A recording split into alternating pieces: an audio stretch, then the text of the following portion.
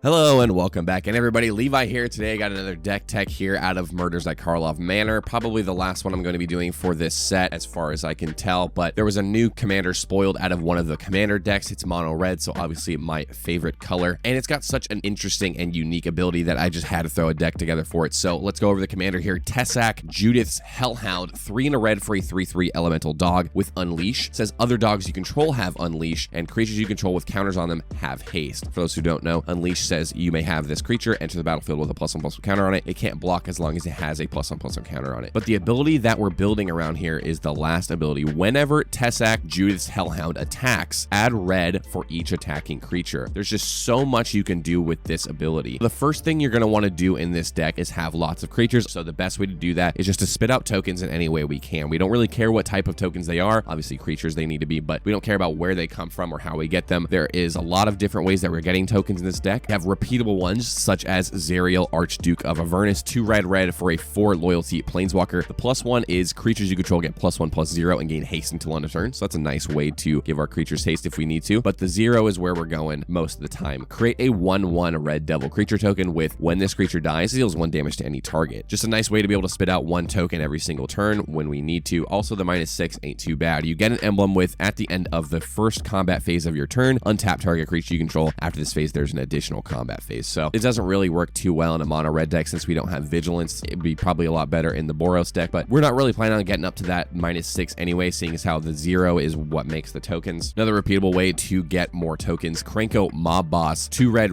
for a 3/3 Goblin Warrior. Tap, create X/1/1 red goblin creature tokens, where X is the number of goblins you control. If you've never seen Krenko in play, he gets out of hand very quickly. Every single turn, you're just doubling up your goblins, basically. And we do also have other goblins in the deck that can go into this ability, so definitely a great include. And we have the other Krenko as well, 10 Street Kingpin, 2 and a red for a 1/2 goblin. Whenever Krenko 10 Street Kingpin attacks, put a +1/+1 counter on it, then create a number of 1/1 red goblin creature tokens equal to Krenko's power. Ties in really nicely with the Mob Boss. Again, we're just cranking out more and more tokens every single turn. Got a nice little mana sink here. Tilonalli's Summoner, 1 and a red for a 1/1 human shaman with Ascend. Whenever Tilonalli's Summoner attacks, you may pay X and a red. If you do, create X/1/1 red elemental creature tokens that are tapped and attacking. At the beginning of the next end step, you exile those tokens unless you have the City's Blessing, which is most likely going to be happening, seeing as how for the City's Blessing you only need 10 permanents. That includes your lands, so it's very likely we're not going to have to exile those tokens at the next end step, seeing as how Ascend is really easy to get. So if you don't have a way to use the mana that is generated from your commander, you can obviously pump them into Tilonalli's Summoner. Say you have Tilonalli's Summoner, your commander, and say 3 other creatures, so you have 5 creatures in total. You swing with those 5, you pay 5 mana, then you create 4 1/1s that you can save for the next turn. If they don't die in combat, because obviously they are attacking, then that just makes your board even bigger, and then making more mana, then pumping into the Summoner again, making more tokens. That's the name of the game. Get as many tokens as we can out on the field to generate as much mana as we can. Another great way to do that, Clown Car, X mana for a 1/1 artifact vehicle. When it ETBs, roll X 6-sided dice. For each odd result, create a 1/1 white clown robot artifact creature token. For each even result, you put a +1/+1 counter on Clown Car. One thing to note with this card, you don't actually have to use your mana for it. If you can cast this with flash speed, which there's a few options in the deck I'll go through later, you can use the mana off of your commander to pay for the X. Last but not least in this category, Goro-Goro, Disciple of Ryusei, 1 and a red for a 2/2 Goblin Samurai, another goblin, which helps out Mob Boss there. But you can pay a red to have creatures you control gain haste until end of turn. Also has a nice mana sink in it. Pay 3 red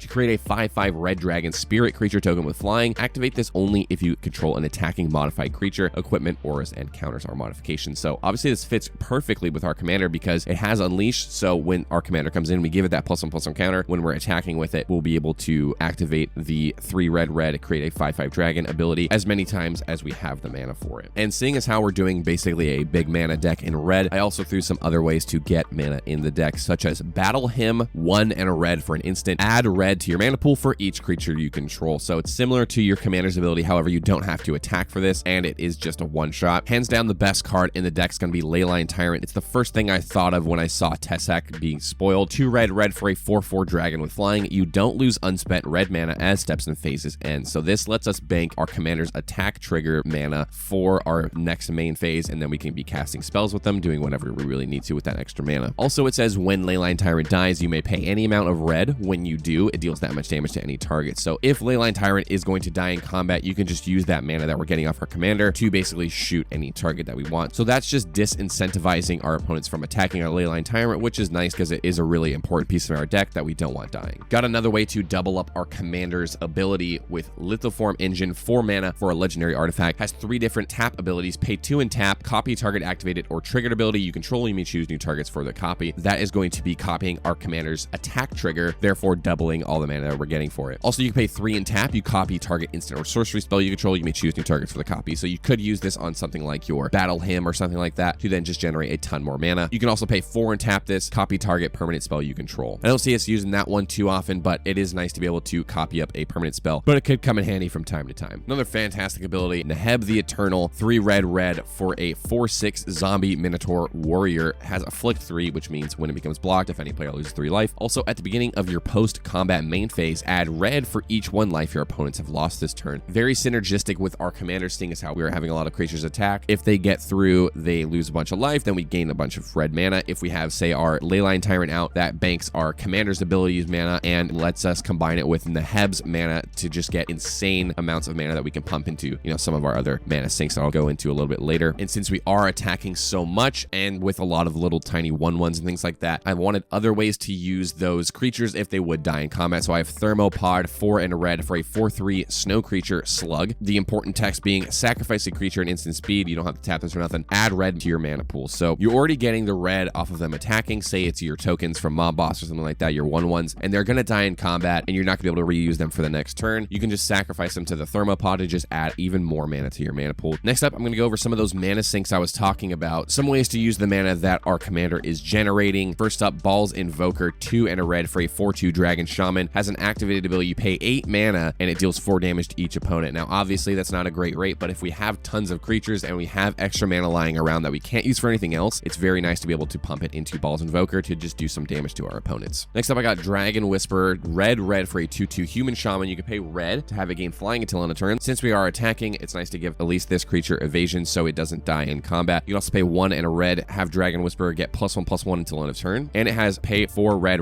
put a 4/4 red dragon creature token with flying onto the battlefield. Activate this ability only if creatures you control have total power 8 or greater, which is not going to be that hard, seeing as how we're going to have tons of creatures. So another mana sink to be able to put some flying dragons onto the field, similar to the Goro-Goro there. One I really like in this deck, Inferno of the Star Mounts, 4 red for a 6/6 dragon. This spell can't be countered, has flying and haste, which is great because you would just swing with it right away. You can pay red into it. Inferno of the Star Mounts gets +1/+0 until end of turn. When its power becomes 20 this way, it deals 20 damage to any target. So if you have no other mana to spend into it, just off the commander alone, you're going to need 14 creatures, or obviously some of our doubling effects that we went into a little bit earlier. I don't think this is going to be that hard to get, so you need to be paying 14 mana into this, and it becomes a 20/20 with haste that's swinging at your opponent that they have to either block or take, and then it also deals 20 damage to any target. Just fantastic included in this deck. One of the absolute all-stars in this deck, Soul of New Phyrexia, 6 mana for a 6/6 Phyrexian avatar with trample. You can pay 5 mana into it to have permanents you control gain indestructible until end of turn. So with all your low power creatures, it's very likely that your team is going to be dying in combat quite often. So giving your entire board indestructible until end of turn is fantastic, especially when you can use that mana from your commander to filter it into this and get indestructible for your whole team. That's not all though. Pay 5 mana, exile Soul of New Phyrexia from your graveyard to have permanents you control gain indestructible until end of turn. So it's the same effect, but if you have it in your graveyard, you can have a one-time effect and exile it and still get your team indestructible if you need to. Next up for the draw category, for the most part, we have a lot of the one-shot effects, the instant and sorceries that draw us a little bit of cards, such as Big Score, 3 and a red for an instant. As an additional cost to cast this spell, discard a card. You draw 2 cards to create 2 treasure tokens. So that's the majority of our draw spells. However, there's a couple other ones. Endless Atlas, 2 mana for an artifact. Pay 2 and tap, draw a card. Activate this ability only if you control 3 or more lands with the same name. You're in a mono red deck. It's going to be pretty easy to get this online, and you can use the mana from your commander if you need to draw the card, so you don't actually have to pay the 2 into it. One card that I'm putting in most mono red lists, Tectonic Reformation, 1 and a red for an enchantment. Each land card in your hand has cycling for a red, so again, you can use the mana from your commander for this. You're just kind of getting mana flooded. You can cycle those away to hopefully draw some better stuff. The removal category is pretty normal, except for one card I want to talk about. Gorilla Shaman, 1 red mana for a 1/1 ape shaman. Pay X, and 1, destroy target non-creature artifact with mana value X. So another way we can pump in mana from our commander to be able to destroy things on the board. And last but not least, I'm going over the utility in the deck. Just some cards that really help the deck work, but don't really fit into some other categories. First up, like I was talking about earlier, we do have some flash in the deck like Vedalken Orrery. You may cast spells as though they had flash. So somewhat similar to the Leyline Tyrant here, here. It's really important that we are able to use our commander's mana for other things at flash speed if we need to, as opposed to like dumping it into one of our mana sinks. It's just a great card in this deck. Next up, Goblin Bombardment. 1 and a red for an enchantment. Sacrifice a creature. Goblin Bombardment deals 1 damage to any target. So the reason I threw this in here, again, we have a lot of 1/1s that are swinging in to get us mana off our commander. If they would happen to die in combat, we can just sacrifice them this to get some extra value out of them before they die. Last but not least, I'm talking about the only infinite combo I've ever put into a video on my channel, and the only reason I'm doing that is because I believe it's a 6-card combo, so it's very hard to get, and it's super janky, and this deck is a little janky on its own, so I figured if there's a place to put an infinite combo, it's this deck. So the combo starts with Aggravated Assault. 2 and a red for an enchantment. 3 red, untap all creatures you control. If it's a main phase, there's an additional combat phase, followed by an additional main phase. Activate only as a sorcery. So seeing as this is a 6-card combo, we need 5 creatures, one of them being our commander. When we attack, you add the 5 red mana. You need the Leyline Tyrant to be able to bank that mana for your next main phase. You also need your Soul of New Phyrexia and either 10 creatures total or 5 untapped lands to be able to put that mana into our Soul of New Phyrexia. We only need to do it once, so if we have our lands, it's not that big of a deal. And 5 other creatures, I suppose. So you use lands to make your entire team indestructible, and then you go to your second main phase. Then you put the 5 mana from your commander that Leyline Tyrant saved into the Aggravated Assault, and then you attack again, and it just repeats. Since your team isn't indestructible till end of turn, they can't die, and then you just swing out infinitely and kill everybody with 6 cards and 5 mana. So that's a lot of setup. It's definitely janky. I don't think you're going to be getting it all that often, but I wanted to throw it in the deck because I already had the other pieces in the deck, and when I saw this, I thought that would be a really cool include. If I lost to this, I would not be mad at all because it's just so janky that if you put this together, you just deserve to win. But that is all I've got for Tesak, Judith's Hellhound. Just a super fun, interesting deck. I'm really excited about this commander. I might even put this together in person. One thing you may have noticed, this is not my typical budget deck. I believe this one is over $100 here. My decks usually range between 50 and 70, but I thought to do this commander justice, I ought to make this a little bit less budget and throw some better cards in the deck just to make it function. But if you want to see the full deck list, the Archdeck link is going to be down in the description. Go ahead and leave a comment down below what you guys think about Tesak. Are you building him? Are you going to build him as a dog tribal commander, which is also a cool way to do it, I think. If you didn't want to do the whole mana sink theme that I'm going with here and just wanted to do red dog tribal, there's a lot of support for that. I don't know how good they are, but you could do it if you really wanted to. So that is all I've got for today, you guys. If you enjoyed this video, please go ahead and leave a like down below or subscribe for more content like this. But thank you guys so much for watching. I will see you on the next one. All right, take care.